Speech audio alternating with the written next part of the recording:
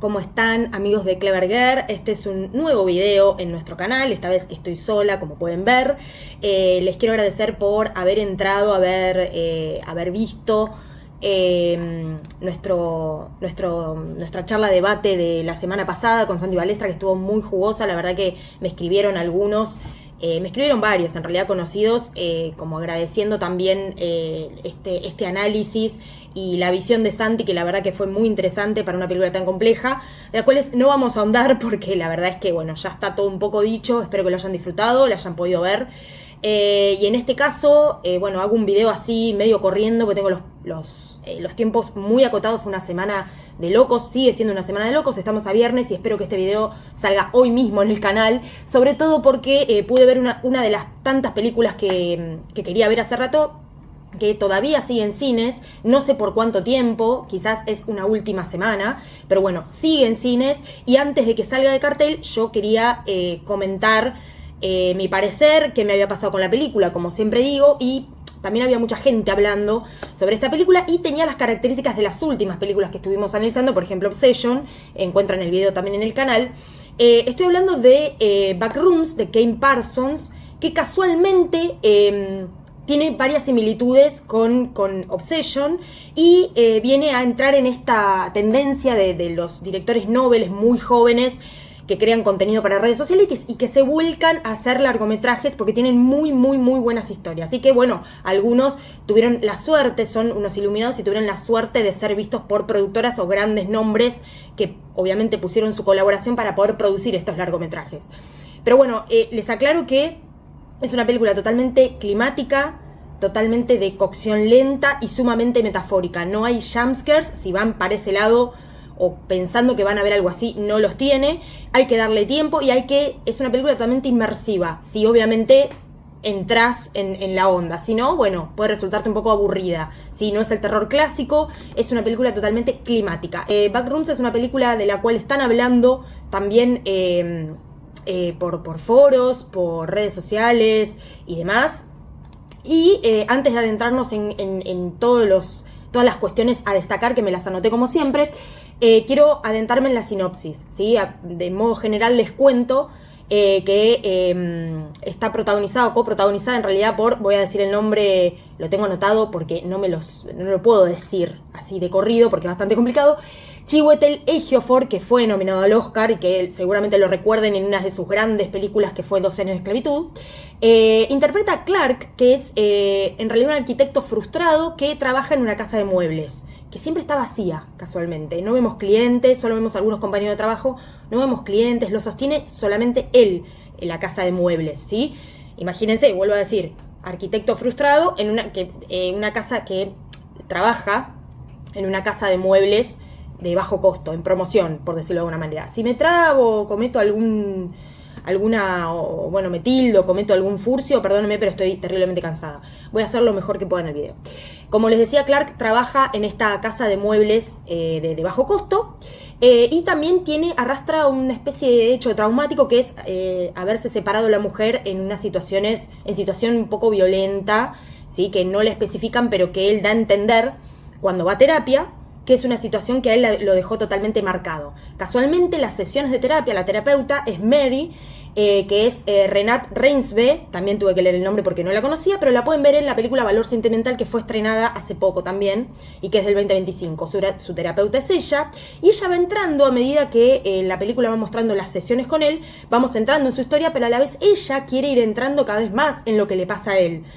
Entonces, bueno, en algún momento vemos que sus historias se van a cruzar, porque ella cruza una especie de portal tratando de buscarlo a él. Este portal está justamente en la casa de muebles donde él trabaja, al cual él ha ingresado también. Él lleva algunos días luego de presentárnoslo, como no tiene casa, pasa sus noches ahí en el negocio, en su local, él duerme en su local y ha descubierto un portal que pasa como hacia otra dimensión, ¿sí? Lo descubre ahí chequeando llaves de luz porque se les corta la luz, pasa algo con la luz extraño también, como que el lugar donde trabaja ya está totalmente enrarecido, es enorme, lo único que vemos son muebles, hay mucho silencio, mucha oscuridad, muchos rincones. Ella, buscándolo, porque como decía lleva varios días desaparecido, encuentra este portal, entonces se adentra en la misma dimensión de donde se encuentra supuestamente Clark, ¿no? Y ahí, bueno, se van encontrando, ¿sí? Pero básicamente, ¿qué es Backrooms? Backrooms, en realidad, nosotros hicimos un posteo, que ahí quiero ver bien de qué fecha es, porque nosotros en Nextep Cultura hicimos un posteo al respecto, subimos un reel que muestra mayormente para la gente que no está en tema, y contamos un poco qué son los backrooms. El posteo lo pueden encontrar el 25 de julio del 2025, si van para abajo en el feed lo encuentran, por si quieren consultar, pero básicamente surge de leyendas urbanas, de este creepypasta, en foros. Hay un foro que se llama 4chan, donde se le pedía a la gente que suba fotos de lugares vacíos, grandes, que le llamaban la atención. Entonces empezó con estas fotos, a invitarse a la gente a subir estas fotos. Bueno, se empezaron a armar largas charlas sobre esto, y casualmente en estos foros estaba Kane Parsons, el director de Backrooms, y él empieza con una serie, con una miniserie sobre estos Backrooms, que creo que son 8 episodios, no me acuerdo bien. Y bueno, de esta idea, obviamente quiere hacer un largometraje, justamente con estos extractos del videos que él iba filmando. Sí, pero es todo como muy, en realidad empezó como con la gente, ¿no es cierto? Son foros en los cuales cada uno subía cosas sobre espacios, como por ejemplo Esquina Marín, que siempre la menciono, que me parece fantástica, espacios vacíos, oscuros, con determinados ruidos que a nosotros nos dan miedo. O sea, es muy personal el tema de los backrooms, pero sí, esto sigue leyendas urbanas en foros de internet, estos videos que se empiezan a volver virales, ¿sí? Donde podemos ver lugares extremadamente grandes, vacíos, algunos sin sentido, o sea, arquitectónicamente sin sentido, donde no podemos encontrar nada. O sea, solo rincones, solo silencio. El silencio también puede llegar a dar mucho miedo, y eso va alimentando cuestiones muy personales de lo que nos va pasando a cada uno frente a estas imágenes, ¿no? Allí no hay reglas, no hay lógica, o sea, cualquier cosa puede pasar, cualquier cosa puedes escuchar, cualquier cosa puede aparecer.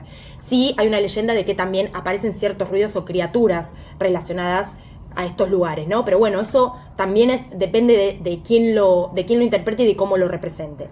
Pero bueno, es como un lugar como que no corresponde a nuestra realidad, está corrido de nuestra realidad, y bueno, podemos encontrar cualquier cosa, porque no hay reglas, no hay sentido, no hay nada. Bien, esto también despertó muchas teorías, muchas pasiones a nivel mundial, impulsados también por el fan footage, que es este subgénero dentro del horror en el cual podemos ver cintas encontradas, algunas son reales, otras no, pero el cine jugó mucho con esto, con el fan footage y las cintas encontradas sobre determinados sucesos que habían ocurrido, y bueno, nosotros decidíamos creerlos o no. El hito del fan footage obviamente fue el auge del proyecto Blair Witch, ¿no? Ahí pueden encontrar un buen exponente, y de ahí para adelante se dieron muchas cosas. Tenemos el caso de VHS, por ejemplo, estas series de cintas supuestamente encontradas, como una especie de formato de antología donde eran historias separadas y autoconclusivas. Bueno, eso también es el fan footage. Se decidió también para la estética desde el afiche, lo vemos hasta toda la película, colores pastel, pero de ese color pastel, no el rosado o el celeste, el color pastel que remite al color beige gastado de los papeles, de las paredes empapeladas o de esas alfombras gastadas húmedas. También nos remite ese olor a húmedo que podemos encontrar, por ejemplo, en una casa vacía antigua. Y casualmente, el afiche justamente que pueden encontrar, que ahí representa toda la estética de la película, es el de papel tapiz amarillento, como si se hubiera puesto viejo y húmedo con alguna mancha. Esa fue la estética de toda la película, y la elegida casualmente de una manera también muy minimalista, muy conceptual, el afiche de Backrooms. Así lo pueden encontrar. Igual se los dejé al inicio de la charla, lo pueden ver.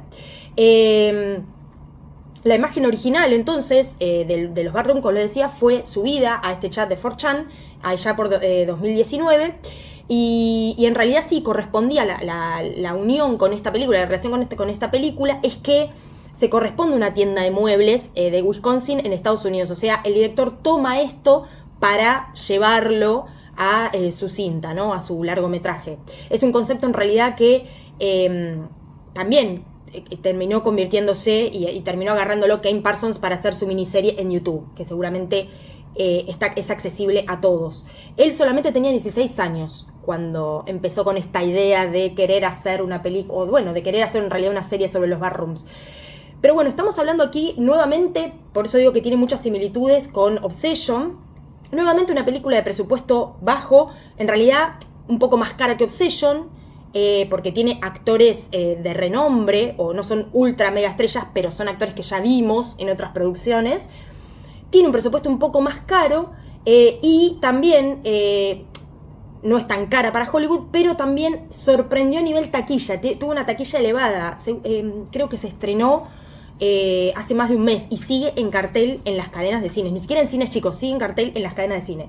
Pero ¿qué pasa? Fue iluminada también, tuvo la varita mágica, fue tocada por la varita mágica de James Wan, que ya sabemos que yo por lo menos lo conocí bajo la dirección no, perdón, estoy cansada, recuerden. Lo conocí dirigiendo películas como El juego del miedo. De ahí para adelante hizo cosas hermosas, preciosas, y tiene un concepto de la estética en su cine y del horror muy, muy bueno. Y también fue tocado Kane Parsons por la varita de Osgood Perkins. Es un nombre nuevo en el cine de horror, pero bueno, lo pueden encontrar dirigiendo Longlegs, que es una película que también dio que hablar, con Nicolas Cage totalmente transformado. Y bueno, son nombres que empezaron también James Wan un poco antes, pero son nombres jóvenes que empezaron a tener como más mediaticidad, por decirlo de una manera, visibilidad. Y Osgood Perkins casualmente también dirigió una película llamada El Mono, que a mí no me gustó, pero bueno, nada, tuvo su versión de ese personaje tan icónico de juguete, que también la pueden encontrar por ahí. Pero Longlegs fue el hito para mí de que lo marcó para lo que es llegar a ser un nombre dentro del cine de género. Nuevamente, lo que le puedo decir es lo que yo interpreto y lo que a mí me pasó con esta película, más allá de lo que les vengo contando del contexto, ¿sí? O sea, si uno tiene un contexto, ve una película, puede llegar a imaginarse. Hay gente que dice que no, porque vi videos que lo anulaban totalmente, totalmente no, pero anulaban en gran medida la importancia de lo existencial, en el horror existencial dentro de los backrooms, ¿sí? Para mí es una película y un concepto totalmente existencial, ¿sí?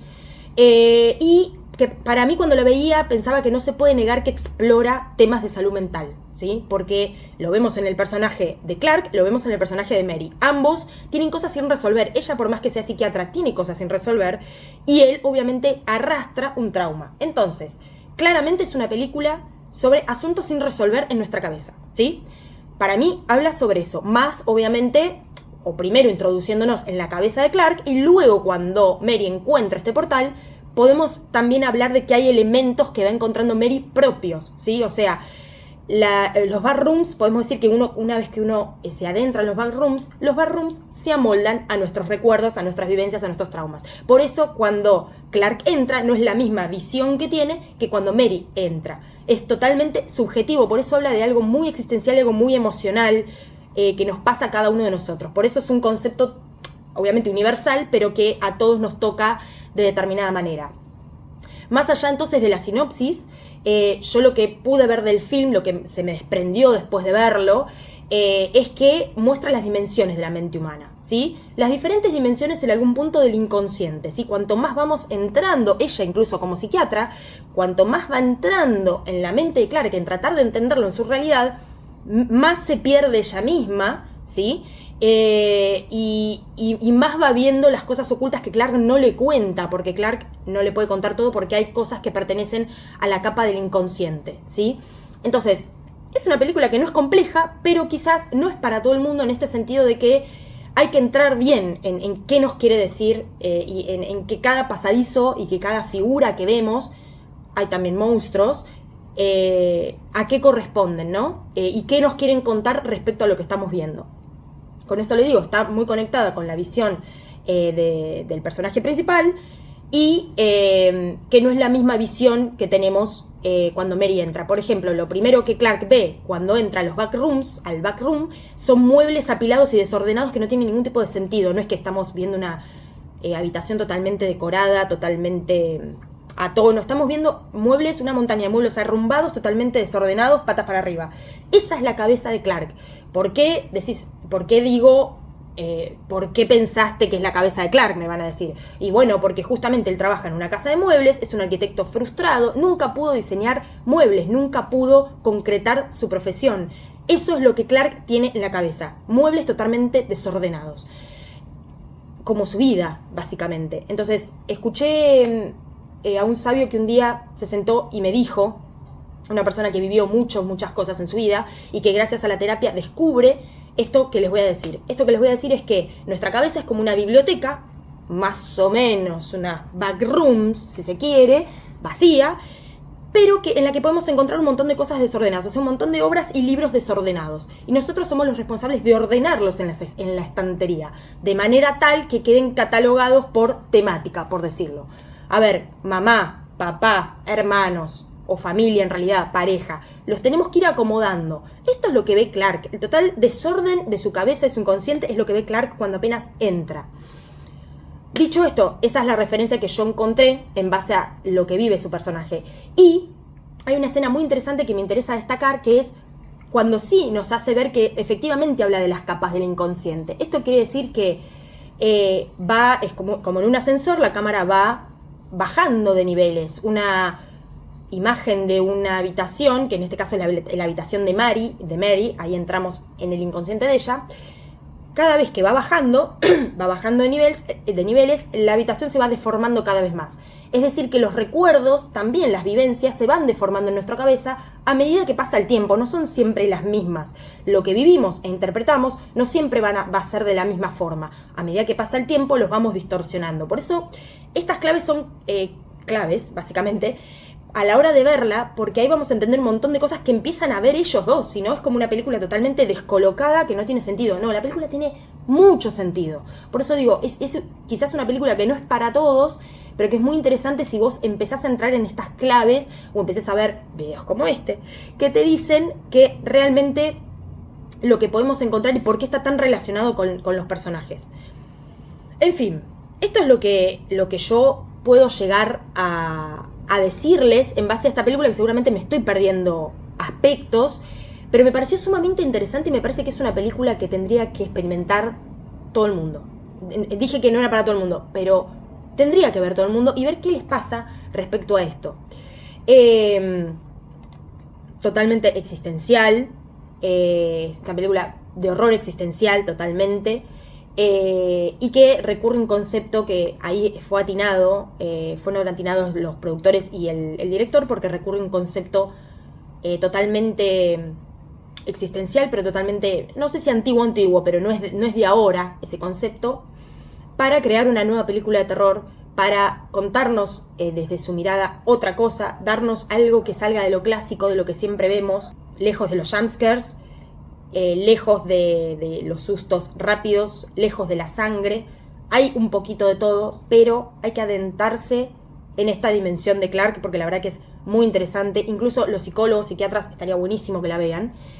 Y esto es lo que tengo para decirles, porque la película me dio una incertidumbre tremenda. No se trata entonces de monstruos, se trata de realmente la monstruosidad que podemos llegar, o la monstruosidad que llegamos a vivir en algún momento de nuestras vidas, cómo lo interpretamos, cómo interpretamos un hecho monstruoso, qué es lo monstruoso para nosotros, a dónde nos llevó, qué es lo que no pudimos resolver. Véanla, porque realmente yo creo que se van a sorprender. Es una película íntegramente climática, metafórica, y que salís del cine recalculando toda tu vida. Espero que les haya gustado. Quise hacer un video lo mejor posible, lo más prolijo posible. Espero que me haya salido bien. Y bueno, se sube obviamente los viernes a la noche, hoy a la noche. Gracias por mirar, gracias por llegar hasta acá y nos encontramos en otro video nuevamente la semana que viene. Chau, chau.